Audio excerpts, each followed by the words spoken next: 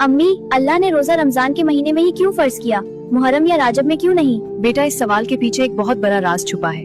अल्लाह ने रमजान इसलिए चुना क्योंकि इसी महीने कुरान नाजिल हुआ। बेटा, जब रमजान आता था तो हजरत जिब्राइल हर रात नबी मोहम्मद सल्लल्लाहु अलैहि वसल्लम के साथ कुरान का दूर करते थे। सोचो बेटा, जहाँ कुरान हो वहाँ रूह कैसे सुस्त रह सकती है।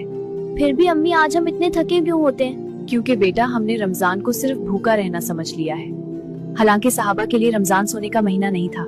इस्लाम की 2 सबसे बड़ी फतहें जंग बदर और फतह मक्का इसी रमजान में हुई थी। रोजे की हालात में? हाँ बेटा, रोजे की हालत में घुटनों पर दौड़ते थे, तलवारें उठाते थे और रातों को इबादत में गुजर देते थे। बेटा, आज हम सहरी करके सो जाते हैं, फिर रोजा फिल्म्स, नेटफ्लिक्स और गेम्स के साथ काट देते हैं ताकि भूख महसूस ही ना हो। बेटा, याद रखना, अगर रोजा रखकर झूठ बोला, गीबत किया, बहुधा चीजें देखें तो अल्लाह को हमारी भूख और प्यास की कोई जरूरत नहीं। रोजा बॉडी को कमजोर करने नहीं, रूह को जिंदा करने आया है। अम्मी, फिर हम रमजान को कामयाब कैसे बनाएं? बेटा, सहरी जरूर करो। इफ्तार पानी से पेट भरने के बजाय खजूर से करो।